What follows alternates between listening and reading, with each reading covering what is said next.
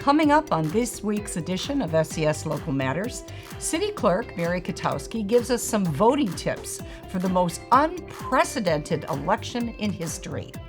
The corner of 9 Mile and Harper sees a business boom, and Whistle Stop celebrates their 50th anniversary in style. These stories and more when SCS Local Matters starts right now.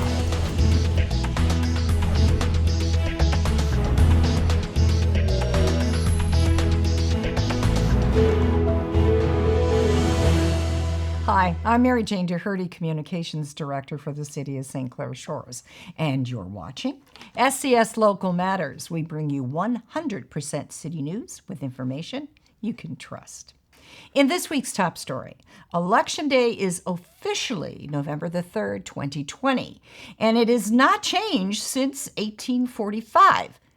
That is, until this year. In 2020, it's really the last day that you can cast a vote. City Clerk Mary Katowski has all the details about early voting. Thanks so much for joining us, Mary. This is a truly unprecedented election year, and we're anxious to hear your report. Thank you, Mary Jane, for letting me give an election update. I know there's a lot of confusion out there with voters. There's confusion of early voting, voting from home, absentee voting. They all mean the same thing in the state of Michigan. Michigan, under state law and in our constitutional amendment that was approved in 2018, said anyone who would like to vote early by absentee ballot can do so by signing a request. So the confusion is the local news or the evening news talking about what other states are doing as well. Everyone who votes signs a request for a ballot in our state. So if you don't think you can get to the polls on Election Day, or you're concerned about going to the polls on Election Day, we have applications. This is the one we mail out to voters and have available at my counter. You don't even need our form. You can drop a letter to us signed by you. Make sure you print your name and address so we can read your request, and we will send you a ballot in the next 24 to 48 hours. The process is you sign a request, we send you a ballot, your ballot comes back in. This is how your ballot will go out in a blue and white envelope, and then you're going to return it to us in this green and white envelope. You can utilize the city drop boxes. There's one in the front circle drive of City Hall.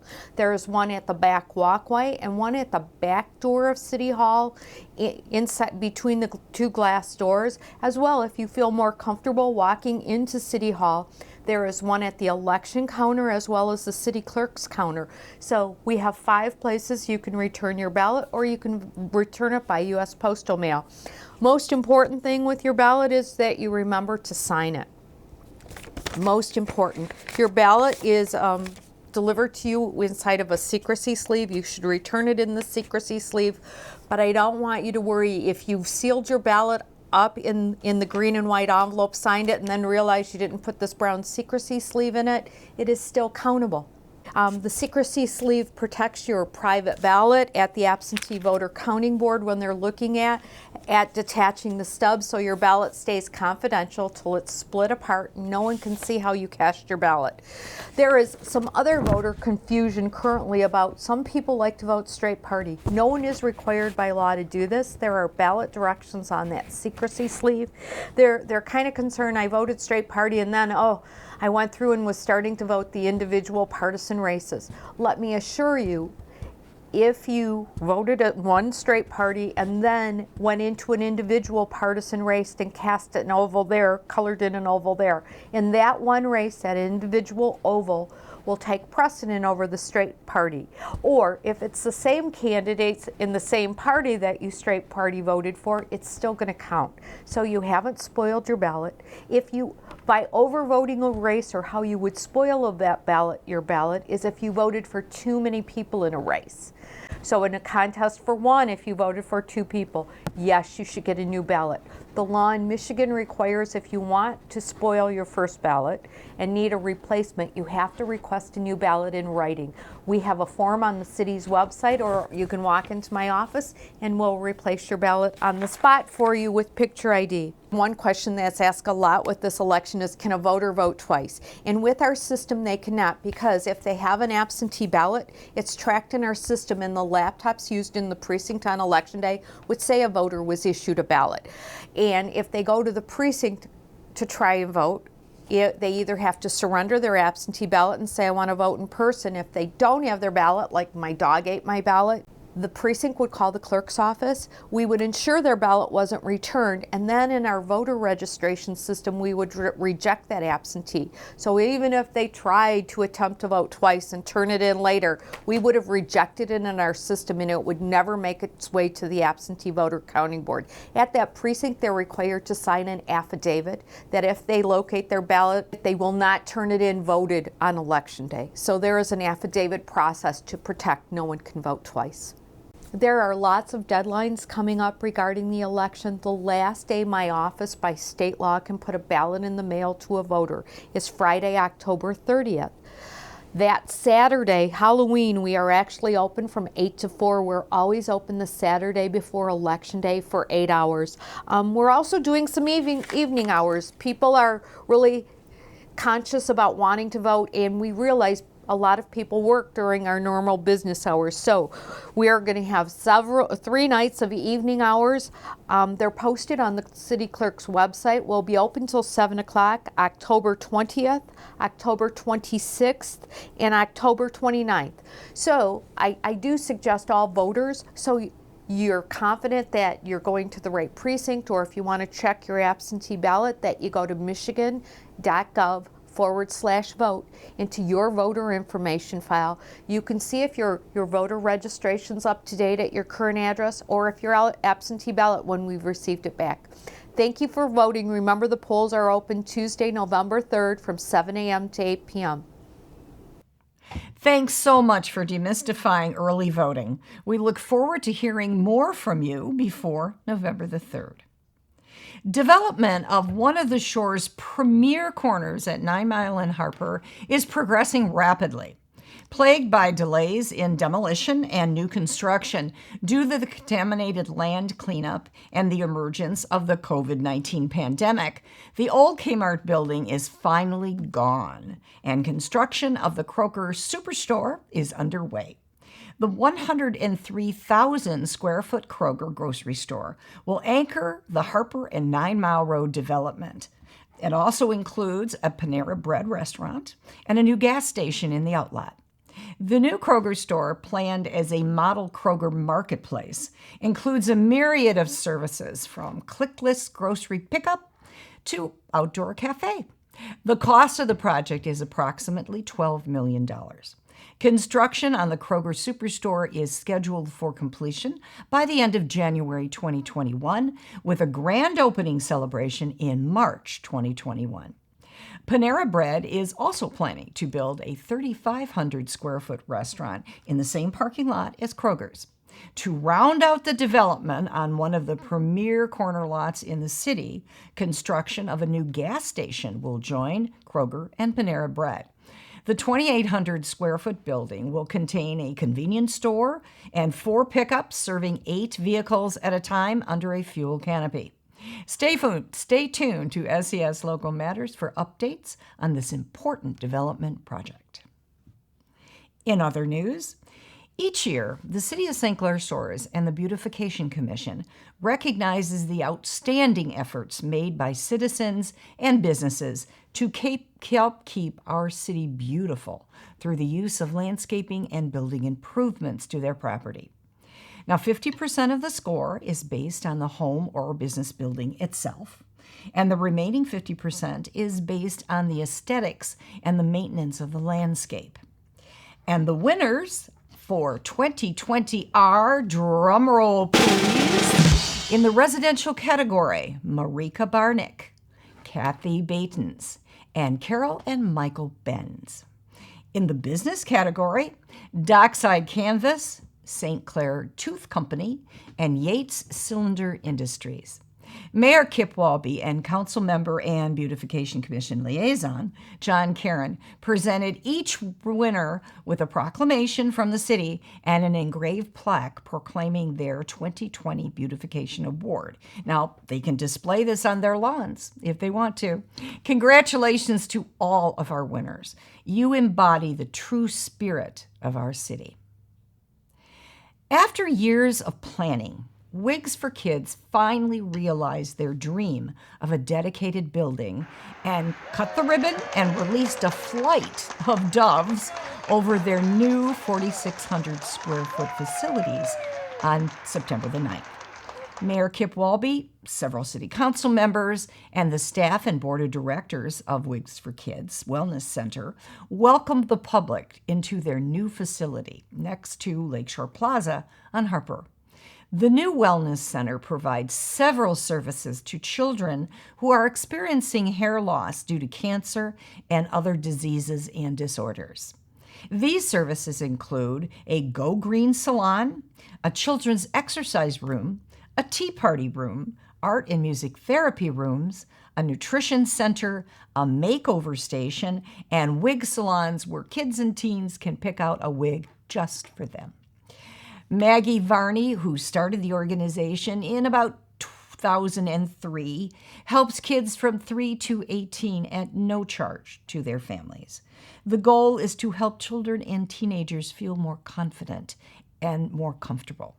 We wish Wigs for Kids the very best of luck in their new location, and we may even have a council connection or a mayor's corner over there. Stay tuned. COVID-19 may have slowed us down a little bit, but there's still lots of things to do and places to go in St. Clair Shores for you and your family to enjoy. Let our Around Our Town report point you in the right direction. Here's special events reporter Becky Spada with this week's report. What fall events do you have for us this week, Becky? Thanks, Mary Jane. As we start to see more and more activities in our city, remember to socially distance from others when possible and wear a mask. Let's find out what fun activities are coming up. Quizzo is back on Mondays at Shores Inn. Gather your team and play on Monday, October 5th at 8 p.m. Enjoy some great beer, cocktails, and food as you bend your brains with trivia hosted by Julie. Shores Inn is located at 23410 Greater Mac. Call 773-8940 for more information. The Thursday Night Farmers Market wraps up its season on Thursday, October 8th at Blossom Heath Park. Patrons can explore the market from 5 p.m. to 8 p.m., which features over 50 vendors, live music from Destination Unknown, and a beer garden featuring local breweries. Food trucks will also be parked at the market to enjoy. Blossom Heath Park is located at 24800 Jefferson. Stop into Capone's Sports Tavern for a live performance by Jukebox Paradox on Friday, October 9th at 9 p.m. Jukebox Paradox combines a group of seasoned musicians and plays music over several genres. Enjoy the great music with delicious eats and drink specials all night long at Capone's Sports Tavern.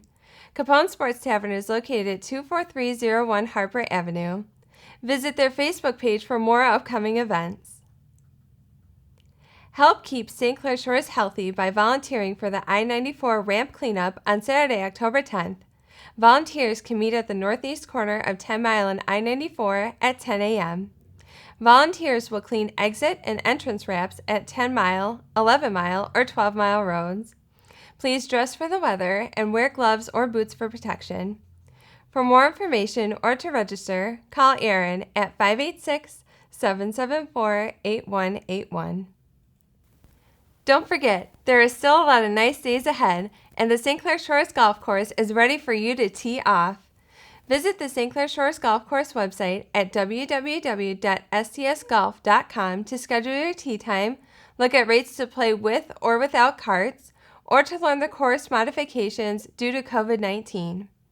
Golfers can also schedule their tee time by calling 586-294-2000, extension 2. The St. Clair Shores Golf Course is located at 22185 Masonic Boulevard. For more events, check out the City of St. Clair Shores Facebook page.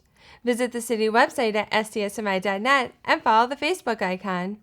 Don't forget to like the page to get up-to-date information on events taking place in St. Clair Shores.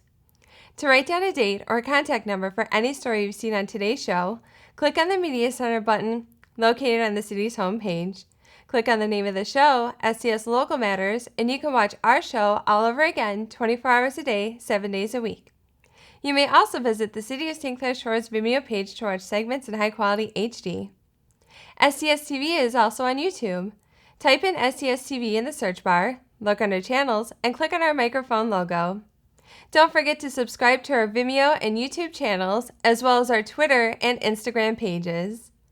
To list an event or an activity on around our town or the community bulletin board, call Mary Jane at 447-3414 or email her at maryjane@scsmi.net.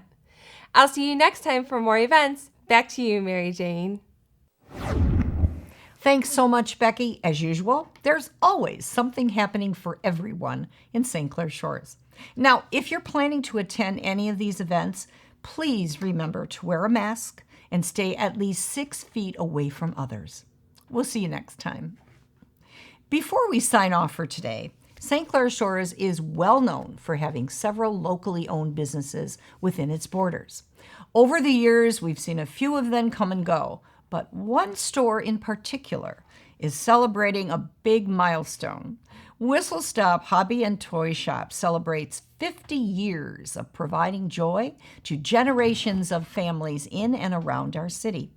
Reporter Becky Spada was able to visit the shop earlier this week to speak with Julie Everett, one of the co-owners of the shop. Let's find out more about this unique business. Thank you, Mary Jane. I am out here on Harper Avenue between 8 and 9 Mile in front of Whistle Stop Hobby and Toy Shop to speak with Julie about celebrating 50 years in St. Clair Shores.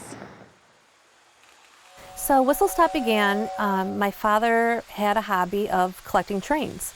So when back in the day, he was a designer at GM, and on the side he had a little garage on Jefferson that he would sell his trains out of. Well, it became so popular that he ended up opening a little store here on Harper, down the street. And we had that business. It was really just trains and hobbies for several years. And then that happened in 1970. And then in the 80s, we ended up moving over to this location. And my mom ran the store while my dad was at work, and while raising us 3 kids. And so when we moved to this location, we really got into a lot of toys and dollhouse things and puzzles and more extensive things like that, like more fun, exciting things for the whole family. And that's where we are today. So now my mom and dad are both retired, and my brother and sister and I are running the store. I asked Julie what it was like to celebrate 50 years of being in business. It's just crazy to think about 50 years. It's such a long time, but we are super blessed and grateful for our community for supporting us through all these years. And I really want to thank my parents for all their hard work they put into this business to get it where it is today. And for my brother and sister and myself working together as such a good team. But more than anything, our community that surrounds us, that has always supported us, we are forever grateful. I was also curious about what it's like to work in a toy shop. Every day coming to work is fun. You get to be a kid every single day.